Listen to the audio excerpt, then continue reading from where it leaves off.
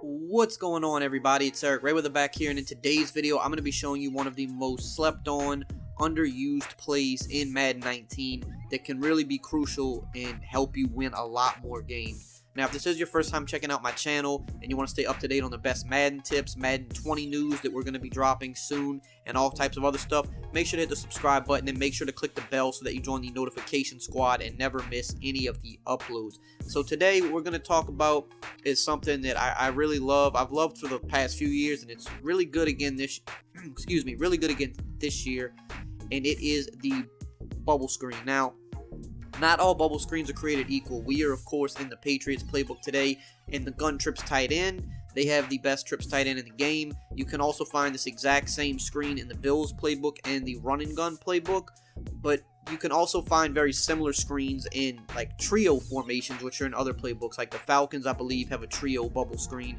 Basically, you want to find any bubble screen or slot screen that doesn't have a play action attached to it, because with the play action attached to it, it just doesn't work quite as well. But the reason this is underrated, underused, and slept on is because a lot of people just assume screens don't work that well in Madden because they haven't for years. Most wide receiver screens and halfback screens just don't work that well, but the bubble screen can be key in moving the ball and just annoying your opponent. It's not something that you spam, but it's something that you mix in just enough to move the chains and keep them annoyed. Now, especially with a formation like this, any type of trip set's going to have tons of great man beaters in them, zone beaters, deep crossing routes, so much that you have to worry about that you can never just key in on something as simple as a bubble screen. So first I'm going to show it against, most defenses and kind of show you how to use it, when to audible out of it and things like that. So we'll just show it against like a regular cover 3 at first.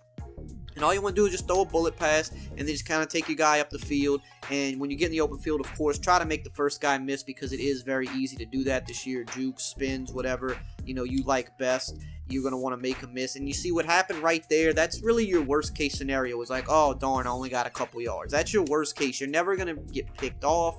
You're never really going to lose yards or gain no yards, and that's what's really good about it, is it's very low risk. Like sometimes the defender will kind of sneak in there like that and the blockers will act kind of stupid, but it's your worst case scenario. Whereas your best case scenario is getting big yards and maybe even a touchdown, depending on which type of defense they're running. And another thing you have to see here is that he's kind of shooting it. This guy is kind of shooting in sometimes because the blockers are a little weird every once in a while. But what a lot of people do when they play online is they base align their defense, which means it brings everybody in, kind of centers them up, and that is what I would say 80 to 90% of people do, and that makes the bubble screen even better, because now your numbers to the outside are so much better, and you just have all this room out here, and the blocks are going to set up like so, and you see you can easily make the first guy miss. And this is so crucial in just picking up yards. It's something I go to here and there to kind of, if it's 2nd and 5 and it's just kind of like an automatic first down if they're not keyed in on it. And it's really hard to key in on it because there's so many other plays that they have to worry about out of these types of formations.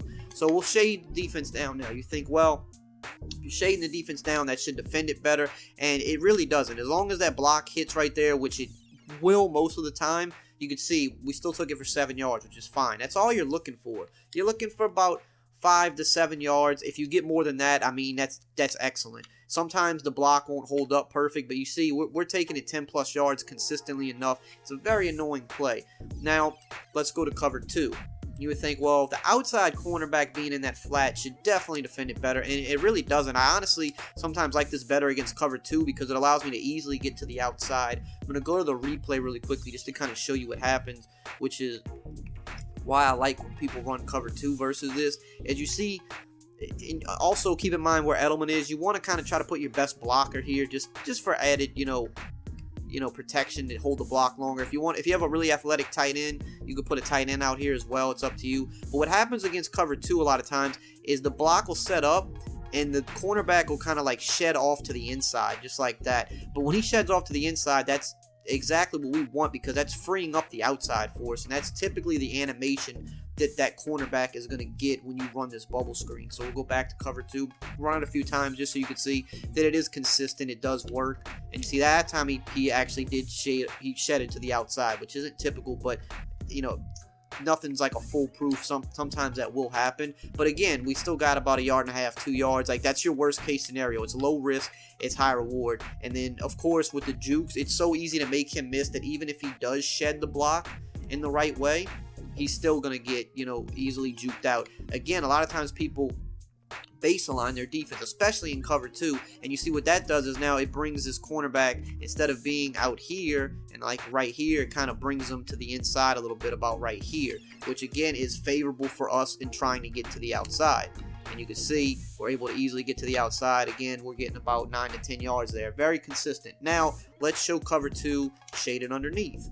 And you would think, well, he's definitely going to jump that if you're shaded underneath, and I feel like he should, but it just doesn't typically happen. It just, I mean, not even typically, it never happens. He kind of just stands there, gets blocked, and you see we just got our biggest gain versus the cover 2 shaded down. So we'll show it again, cover 2 shaded down, and it's just, he's kind of just going to stand there and just wait to get blocked every single time, and you're taking it for easy yards.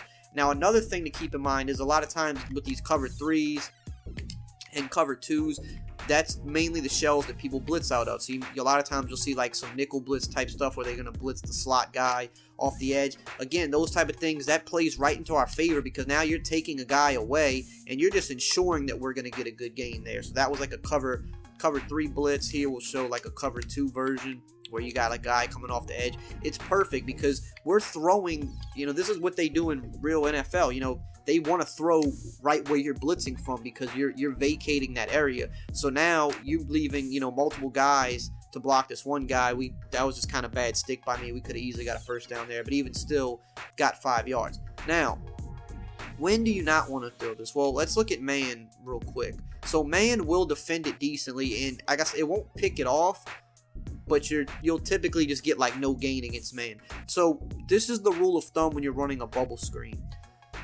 If you look to the outside pre-play, you can see, okay, Darby is lined up directly over Edelman, Mills is lined up directly over Hogan, and then we have Bradham, who's lined up, he's a little further back, but he's lined up directly over Dorsett.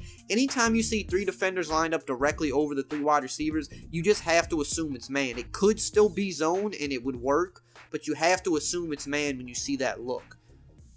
And so in that case, you want to audible to, you know, the ton of other plays you have in this formation that can just destroy man, but they also destroy zone. So for example, like the PA shot wheel, you audible to that, you drag B, you drag A, and you know, okay, you have the deep cross right there to Hogan, that has to be manually guarded, and you have 2 drags underneath, you have a post that's going to beat his man when he cuts. So you just know that if they're running man, okay, you can easily, I mean, you got multiple guys running wide open and you can just completely dust them, right? But even if they were running zone there, these are zone beaters as well, because the deep crossers, no zone defends those in the game, and then of course drags are always, you know, very easy to hit. So you can see Gronk on the left there, wide open. Dorsett, who we threw to, wide open.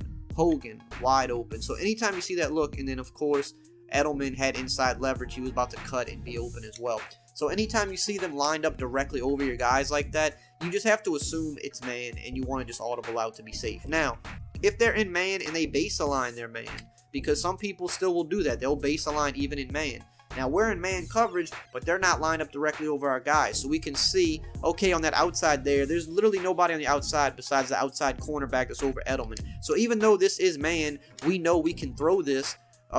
Whether it's man or zone, we know we can throw it if they're not lined up over us like that, because they can't possibly get to the outside quick enough. We'll show it again, right? It's man, but they're base aligned. So as long as we see that we have a numbers advantage on the outside, we know we can throw this. We know they can't possibly get out there quick enough, and we're just picking up easy yardage every single time. And I just want to stress with this type of a play that, again, it's something you don't spam. You mix it in at the right time.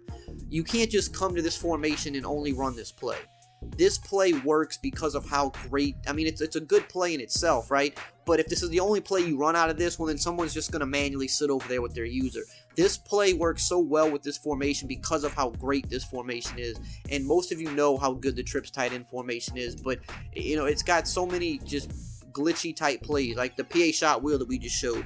That deep crosser, it's going to beat man, it's going to beat zone. It's something that has to be manually guarded. So your opponent has to worry about that and not just the bubble screen. The double in sail play, that's a play that I've broken down on this channel. I'll actually link it I'll link it in the comments and in the description because that's one of my favorite plays in the game this year. That is a play that you have to manually guard certain routes on. The inside zone, that's one of the best inside zone runs in the game out of trips tight end. PA slot corner is another amazing play.